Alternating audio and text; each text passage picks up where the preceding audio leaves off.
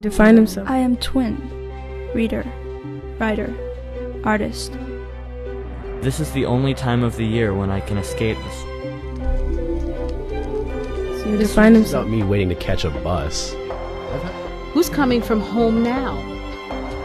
I am the girl, with friends whose faces she has never seen. So define himself.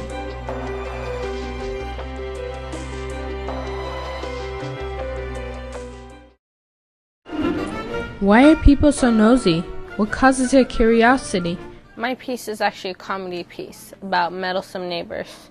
And how many times does someone have to butt into someone else's business before they lose all their curiosity? I did it because my neighbors, they peek through my windows constantly. The world may never know, like how the world will never know how many licks it takes to get to the center of a Tootsie Pop. I wanted to do a workshop for high school students, but I didn't want it just to be a button-pushing kind of adventure. I wanted it to have some sort of content. And when I saw the digital storytelling, I really felt like it was something that we could teach our own teachers, teach other people in the community. With the development of electronic media in the 20th century, many cultures, many people lost the power of their own story. I grew up in America as the postmodern child. When I hear the stories of all that happened, of all they went through, I wonder if I have any right to be what I am. When they were talking about doing scripts and stuff, and they showed lots of examples of films, I thought, wow, I actually do have a story to tell, and I didn't know that. I can't create world peace. I'm just a teenage girl. My grandparents survived because they had to. But this is not their time, and all I want to be is a rocker chick. I have been having a few problems with my identity and stuff because I want to not fit into the mold, be there in the future, in the present, but I still want to honor my heritage.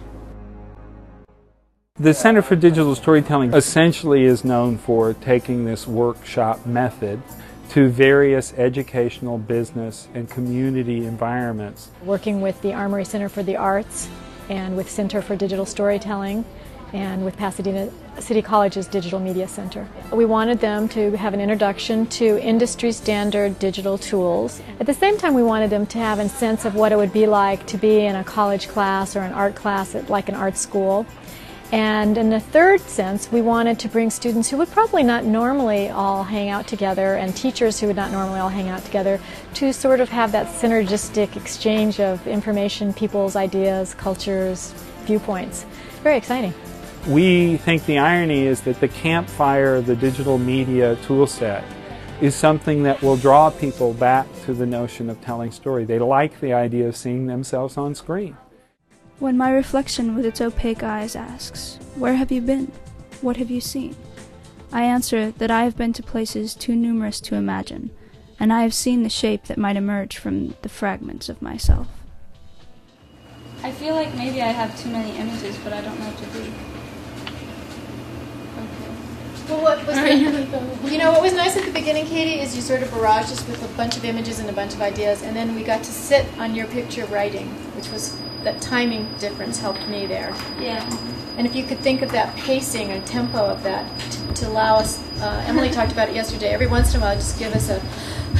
We have students that are coming from Irvine, Venice, all over the city. We had over 50 applicants for 20 spaces, and then we screened those applicants, and they were required to talk about themselves and write a story. And because of those applications, we then had a follow-up oral interview and then selected these students. An invisible demon was pumping through my father's blood. A blood transfusion in 1983 infected my father with the hepatitis C virus. From the day I was born, every moment I shared with my father, the virus pulsated through his body. You can really tell more through the digital work that I've done, and there's things I didn't know I could do that just from being here I've learned that really helped the story, helped convey the mood and the emotion of it.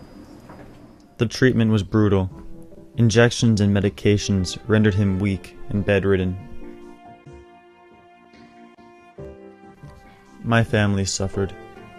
We got sucked into our own world of sadness. In essence, there's people and their unique voice, and that voice and the authenticity of that voice is the reason we're all drawn to this form, is that it's not reality TV, it's just us. Welcome, students, teachers, friends, and families, to today's premiere of the Digital Storytelling Workshop. This is work that happened over 1 week only, so everything you've seen so far was a film made by a teenager, often a teenager who had never edited video before or done anything like this. Things never clean up as nicely as cured or infected. 6 months from when my father began his treatment, the virus had been eliminated from his bloodstream. But the effect it has taken on my family is still unknown. When I look back at those months, I realize that there was a singular question floating through my head. What's going to happen to us? And maybe the answer is nothing too bad.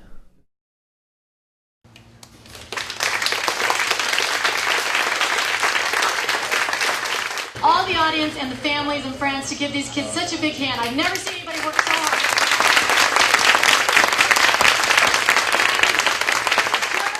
My dad really liked it, and so did my mom, and overall I feel pretty proud about it now. It was good. I was waiting for the audience reaction, see if I'll get what I wanted, and I did. Some laughter.